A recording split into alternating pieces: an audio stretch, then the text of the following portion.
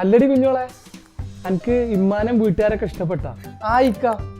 ഇക്ക് വീടും വീട്ടുകാരും ഒക്കെ ഇഷ്ടായിക്കണം മക്കളെ. അല്ല ഇമ്മേ ഇമ്മേ ഓ സോറി സോറി സോറി, നിങ്ങൾക്ക് ഡിസ്റ്റർബൻസ് ആയ? എന്ത് ഡിസ്റ്റർബൻസ്?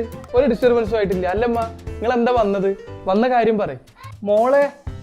മോൾക്ക് ചോറും ചാറൊക്കെ ഉണ്ടാക്കാൻ അറിയോ? പിന്നെ കുഞ്ഞോൾക്കൊക്കെ അറിയും. ഓള് ഫോൺ ചെയ്യുമ്പോ എന്നോട് പറഞ്ഞിരുന്നു പെരയത്തെ എല്ലാ പണിയും ഓളെ എടുക്കലെന്ന്. അന്നായിക്കോട്ടെ മോളെ, ഇമ്മ അടുപ്പത്തെ മീൻചാറ് വെച്ചിട്ടുള്ളത് അത് ഒന്നണ്ട് തിളക്കുമ്പോഴേ അവിടെ തേങ്ങ ഇരിക്കുന്നുണ്ട്, അതൊന്ന് കറിയിക്കിടണം. ആ ഇമ്മ നിങ്ങൾ പോരി, ഞാനേ കറിയൊക്കെ വേണ്ട പോലെ ഞാൻ ശരിയാക്കിക്കൊണ്ട്. എടി കുഞ്ഞോളെ, എനിക്ക് പറ്റിയ അവസരമാണ്, എൻ്റെ കഴിവ് തെളിയിക്കാൻ പറ്റിയ അവസരമാണ്. അപ്പോൾ ഇമ്മ വരുമ്പോഴേക്കും ഇജി ഒക്കെ കറിയും സംഭവങ്ങളൊക്കെ അടിപൊളിയായിട്ട് റെഡിയാക്കി വെച്ചോ. വേഗം ചെന്നോ. ആയിക്ക, നിന്റെ പാചകത്തിനുള്ള കഴിവ് ഉമ്മാന്റെ മുമ്പിൽ ഞാൻ ഇന്ന് തെളിയിക്കും. ഞാൻ വേഗം പോയിട്ടേ കറിയിൽ തേങ്ങ ഇട്ടിട്ട് വരാം. ആ റംല കുറച്ച് വേപ്പിൻ്റെ ഇല ചോദിച്ചപ്പോൾ ഒന്നാകെ തന്നു.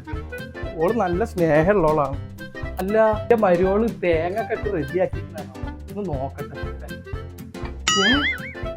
എടാ ശമ്യോ, ഇവിടെ വന്നാ, ഇവിടെ വാ, വേം വാ. എന്തമ്മ, എന്താ പറ്റി? എന്താണ് എന്റെ പെണ്ണുങ്ങൾക്ക് പാചകം ഒക്കെ അറിയാലേ? അരി തിളക്കുമ്പോ അതിൽ തേങ്ങ ഇടാന്ന് പറഞ്ഞിട്ട് ഓള് ചെയ്ത പണി കണ്ടച്ച് ഇത് നോക്കിക്ക. ഇതാണ് ഓള് ചെയ്ത പണി.